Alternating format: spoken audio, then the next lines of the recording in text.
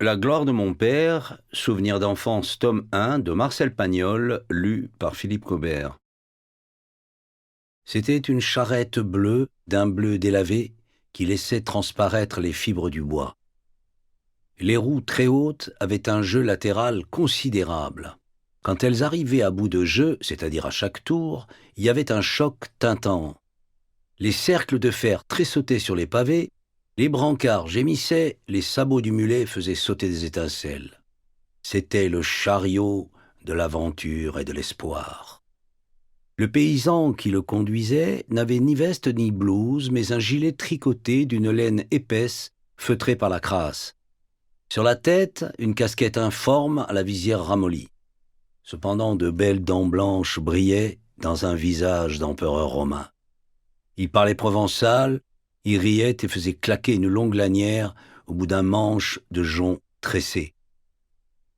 Aidé de mon père, et grandement gêné par les efforts du petit Paul, qui s'accrochait aux plus gros meubles en prétendant les transporter, le paysan chargea la charrette, c'est-à-dire qu'il y entassa le mobilier en pyramide. Il en assura ensuite l'équilibre par un treillis de cordes, cordelettes et ficelles, et jeta sur le tout une bâche trouée.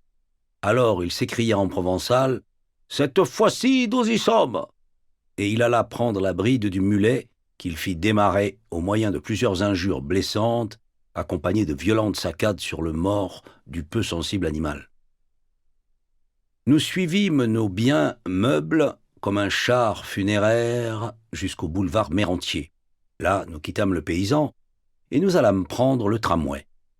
Dans un brillant tintamarre de ferraille, au tremblement cliquetant de ses vitres et avec de longs cris aigus dans les courbes, le prodigieux véhicule s'élança vers l'avenir. Comme nous n'avions pu trouver une place sur les banquettes, nous étions debout, ô merveille, sur la plate-forme avant. Je voyais le dos du Watman qui, ses mains posées sur deux manivelles, lançait et réfrénait tour à tour les élans du monstre avec une tranquillité souveraine. Je fus séduit par ce personnage tout-puissant, auquel s'ajoutait un grand mystère, car une plaque émaillée défendait à quiconque de lui parler, à cause de tous les secrets qu'il savait. Lentement, patiemment, en utilisant les cahots et les coups de frein, je me glissai entre mes voisins, et j'arrivai enfin près de lui, abandonnant Paul à son triste sort. Coincé entre les hautes jambes de deux gendarmes, les cahots de la voiture le lançaient le nez en avant, sur les fesses d'une dame énorme qui oscillait dangereusement. Alors les rails luisants s'avancèrent vertigineusement vers moi, le vent de la vitesse souleva la visière de ma casquette et bourdonna dans le pavillon de mes oreilles. Nous dépassâmes en 2 secondes un cheval lancé au galop. Je n'ai jamais retrouvé sur les machines les plus modernes cet orgueil triomphal d'être un petit homme vainqueur de l'espace et du temps. Mais ce bolide de fer et d'acier qui nous rapprochait des collines ne nous y conduisait pas. Il fallut le quitter dans l'extrême banlieue de Marseille, en un lieu nommé La Barrasse, et il continua sa course folle vers Aubagne. Mon père, qui avait déplié un plan, nous guida jusqu'à l'embouchure d'une petite route poudreuse qui fuyait la ville entre 2 bistrots. Nous y entrâmes d'un bon pas, derrière notre Joseph qui portait la petite sœur sur son cou. Il était bien joli, ce chemin de Provence. Il se promenait entre 2 murailles de pierre cuites par le soleil, au bord desquelles se penchaient vers nous de larges feuilles de figuier, des buissons de clématites et des oliviers centenaires.